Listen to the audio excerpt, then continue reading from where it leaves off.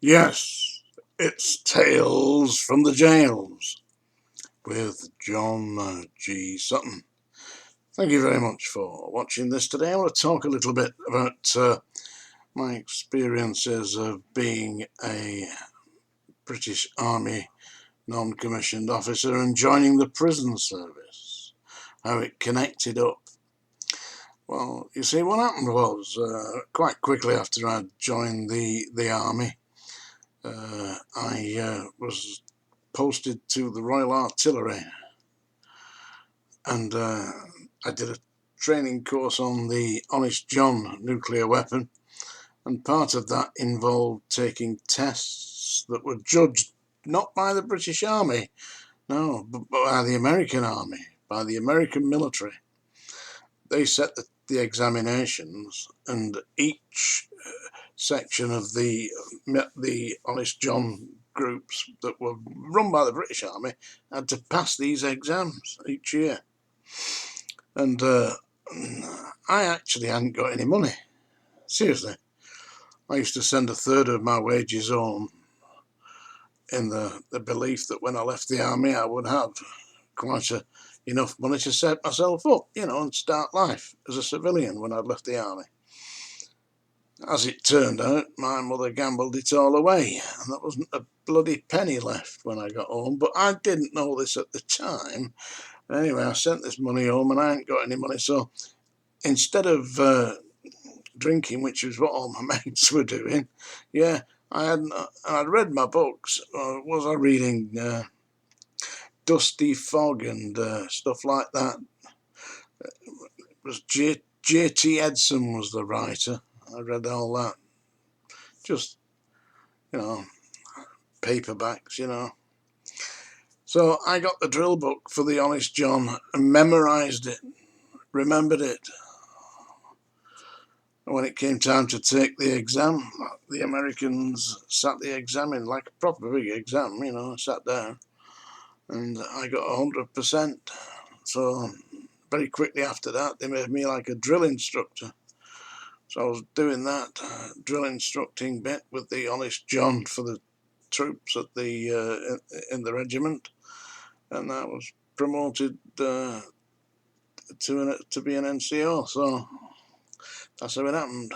Strangely enough, I don't know how this next stage happened. The Provo Corporal, the Provo NCO, that's the prison. Each military institution, each regiment has its own little jails, it did have. And into these jails, into these prison cells, proper prison cells, would be put soldiers who had transgressed. I mean, you might do something like being a day late but coming back from leave, 7 days in the glass house, stuff like that. Abusing a senior, abusing an officer, abusing an NCO, something like that. 7 days in the glass house. And running it was an NCO, and I got the job. The guy who had the job before me, he was a right bully. He was, one night he went to bed and didn't get up in the morning. Somebody got a big metal tube and smashed his head in with the metal tube. It didn't kill him, but he was never quite the same after that. Never. I wasn't like that. I was a bully when I was the NCO. I always thought that the soldiers that were in prison there thought it was the end of the world. I had to say to them, listen, this has got to be a joke, yeah? Go around the prison here, yeah, around the prison. I'll shout at you loud. I said, but I'm playing a part.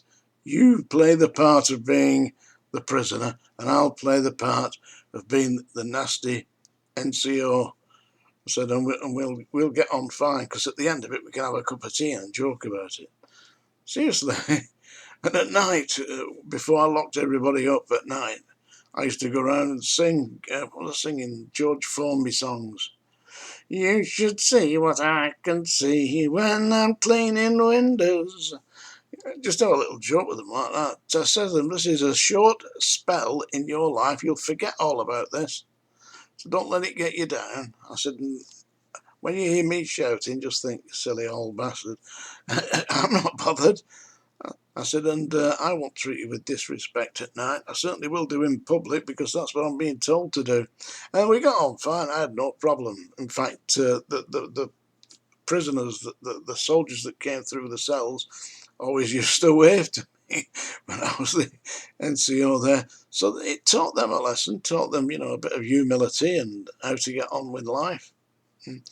I was perfectly happy with that. I mean, don't forget, I got through it without getting my head caved in. Seriously. But when you join the prison service, when you join the prison service and you've been an NCO, they expect, as an NCO, you see, the difference is when you're in the army, you give the orders, right, attention, get your feet together, get your knees up and out, salute to the front, salute to the right, right, left, all that nonsense, You get drilled into them, the soldiers, brainwashing, that's what it is. It means that, when you get into action, you say, right, you over there, right, down in the trenches there, fire to the left, fire to the right. They do it. They don't question it. You can't have people questioning orders like that. Your life's at risk. And that's how it was in the prisons. When you get NCOs coming in from the army into work as prison officers, they start giving orders. And prisoners are looking at them, certainly in the 70s and 80s, and it just got worse as you went on, because less and less was the prison population accustomed to taking direct orders. So the inmates in the prisons had never seen military service, and they wouldn't recognise a direct order if it bit them on the backside, which, of course, as NCOs, you're not accustomed to people questioning your orders. You just do what you're told,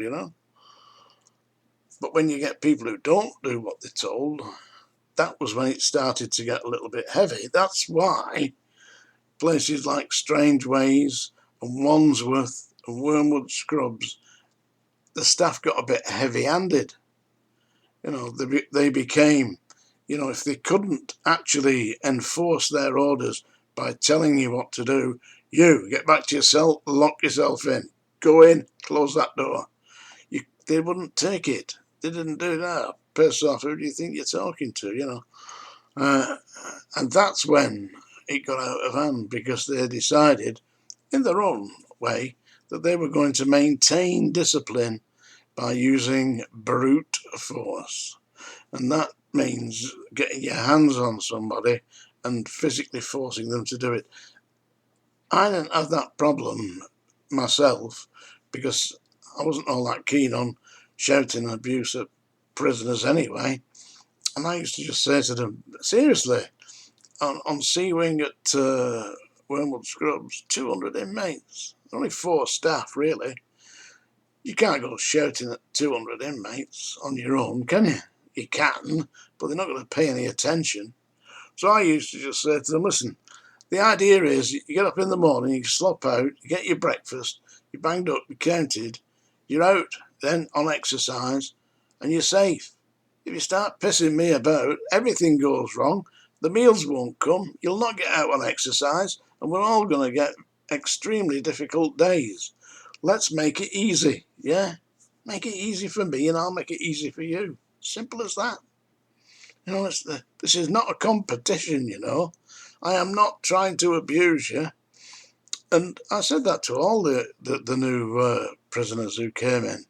Just let's get through it. We're both in here. We don't want to fight. I certainly don't. And in the event that you do, there really is only going to be one winner, and that's going to be the prison. Anyway, happy days. But a lot of the ex-military that came into the prisons working as jailers had a bit of a difficult time, because they were used to actually shouting at inmates, shouting at soldiers, and having their instructions automatically obeyed. And it certainly didn't work like that in the 70s and 80s as the population of the prisons became purely civilian, never experienced any military service, because we had conscription up into 1963, was it? 61, 63, something like that. So that the people in the prisons in those times, they did understand direct orders. So you would be able to go in there as a former NCO and say, right, attention, stand by the thing, and march the prisoners round. You certainly couldn't do that when they'd had no encounters with military discipline whatsoever. So there we have it. That's a little encounter with Tales from the Jails today. Please do subscribe if you've enjoyed this. There'll be more. I'll tell you more. And my name's John G. Sutton, by the way. You can read my book, Psychic Screw. Thank you very much.